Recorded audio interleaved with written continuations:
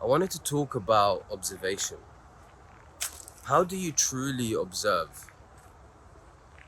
How can one observe? And it's linked to self-reflection. How do you do self-reflection? How does it look like?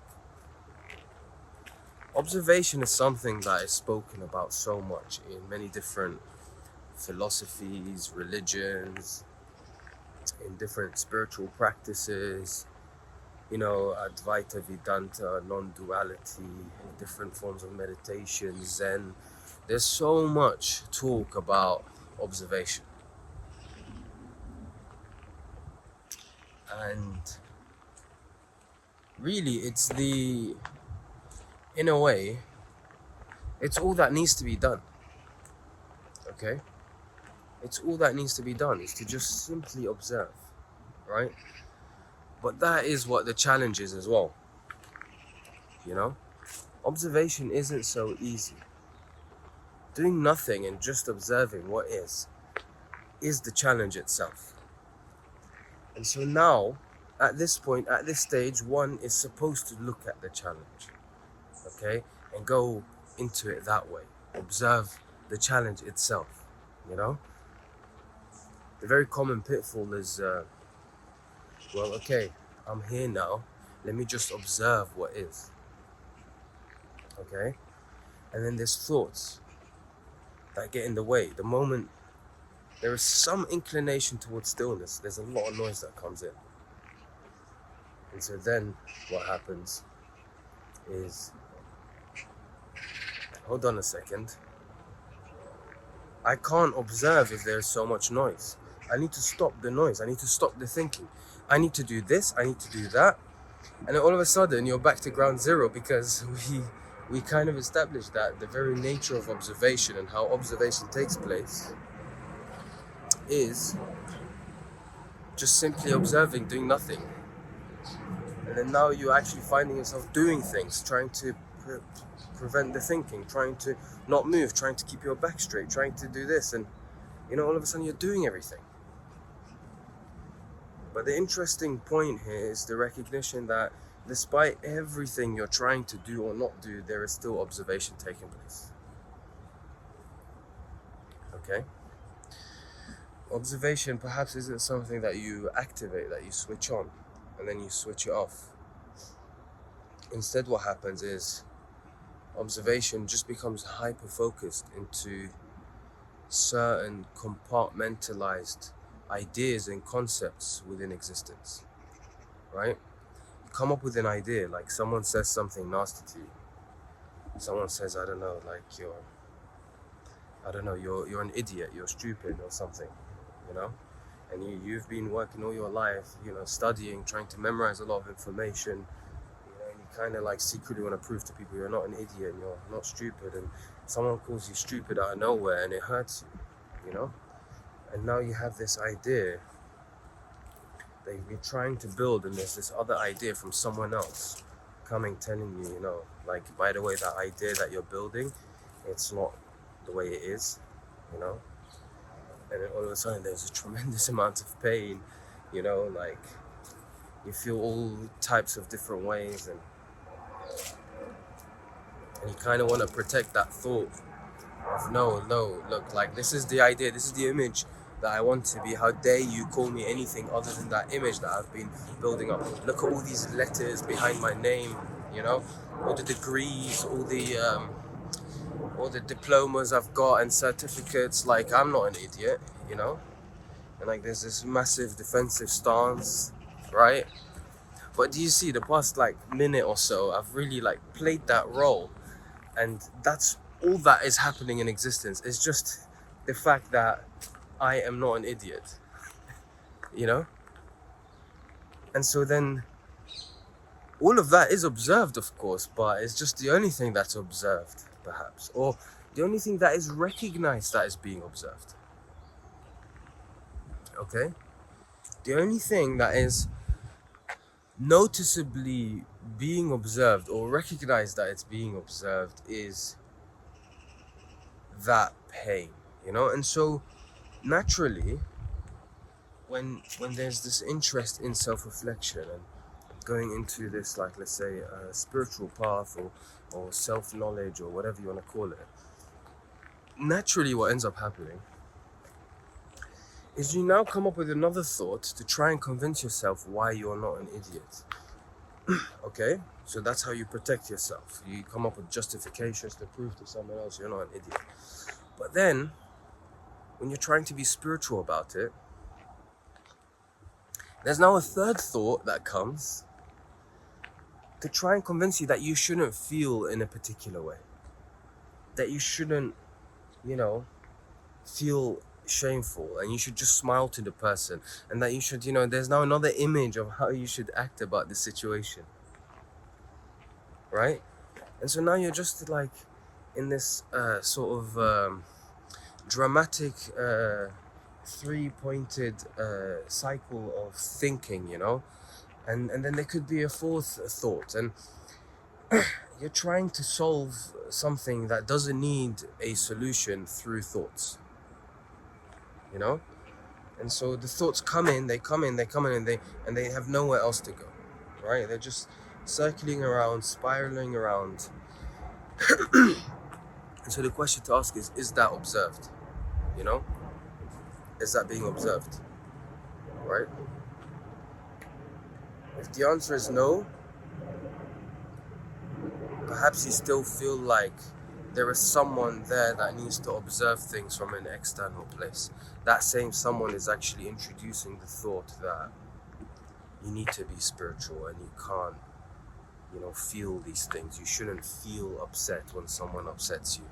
You shouldn't feel anger when someone angers you or something angers you.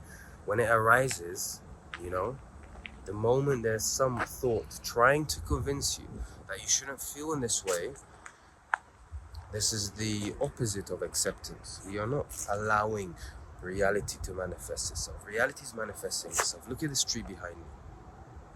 Are we upset because it looks this way?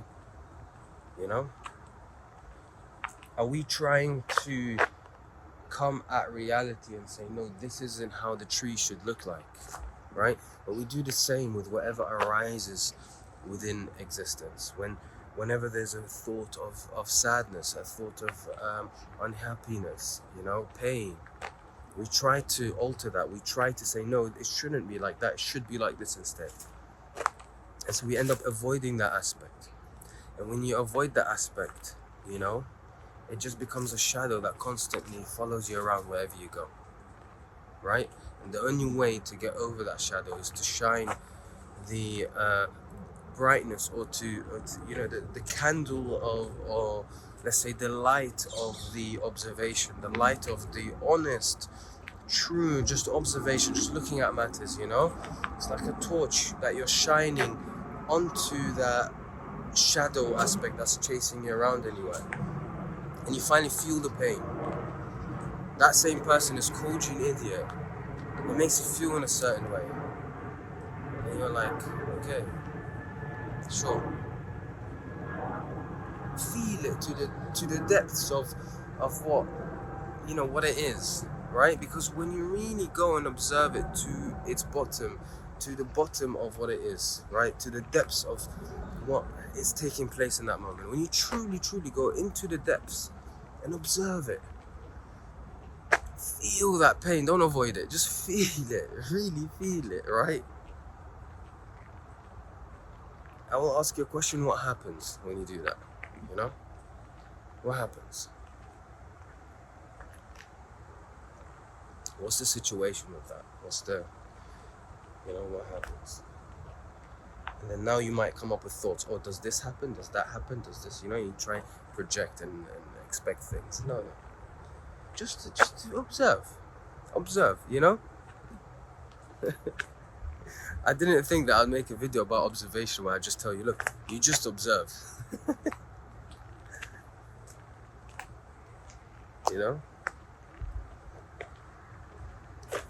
And so these thoughts that are sticky, right? It kind of loses its stickiness in a way. Because what makes a thought sticky is not allowing it to stick. If you've got a piece of sellotape and you stick something, and you're like, you know what?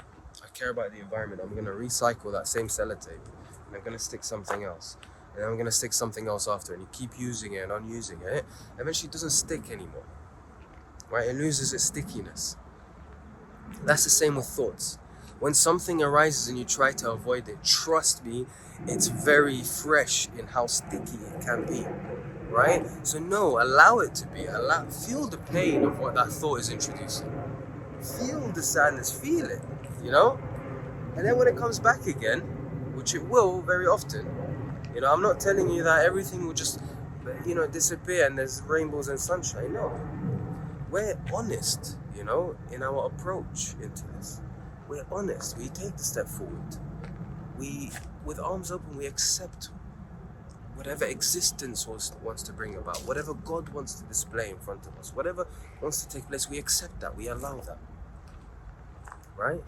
And then we feel it in its might, in its truest form, without our projections of how it should be, how it shouldn't be. You know, we put one foot in and one foot out, and, you know, we feel it, you know, then it might come back. And then it might come back again. But every single time, it's just, you know, eventually there's a space where you can crack a smile through the observation, right? Have you ever been through a heartbreak?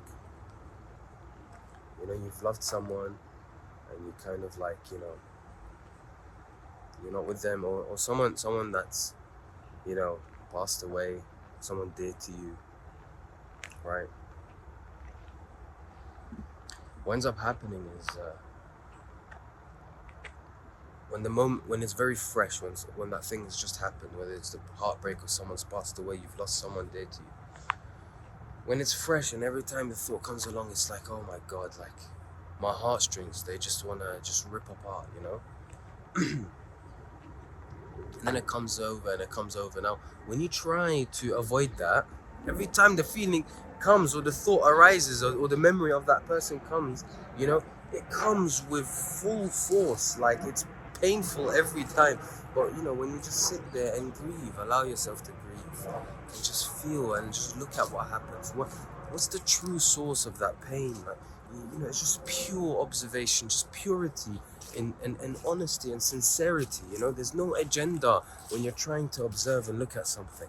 There's no ideas there to try and tell you how you should look at something or how you should feel. You're just innocent.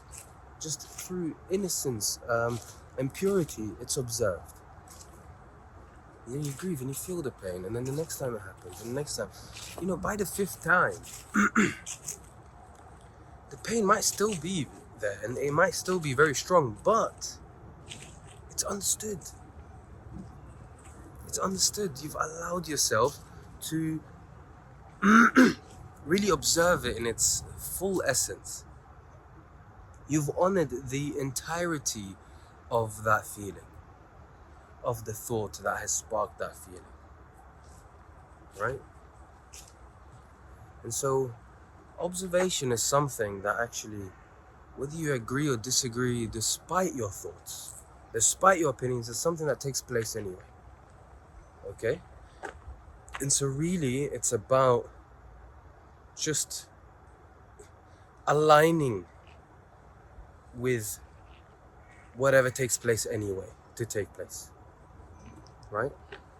I'm not saying agree with what takes place. I'm not saying that you need to agree with said person who said this. I'm not saying that you should disagree. I'm just saying that this is just what's happened, right? And that's what observation is the observation of just what happens, of just what is, right?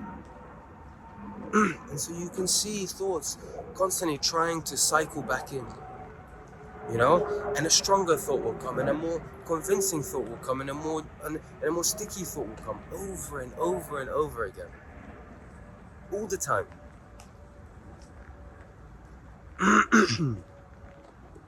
Right?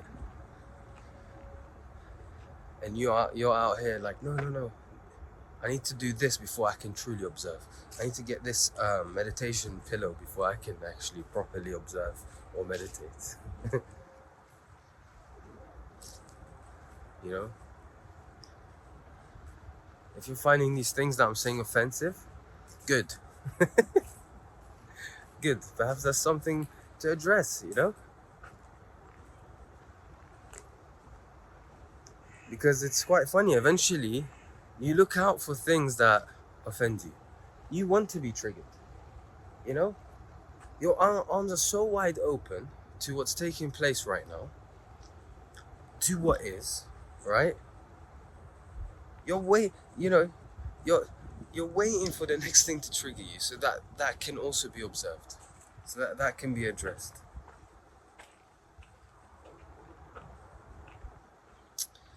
So, is there a true method to observation? No. If there's a method and step by step, then it just means there's an end goal. And when there's an end goal, you can create expectations and you have to provide an image of what that end goal looks like. And this is all still within the realm of thought.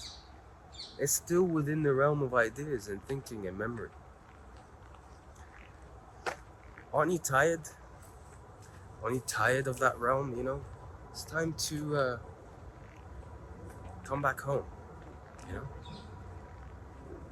Come back and rest again. It's been a while.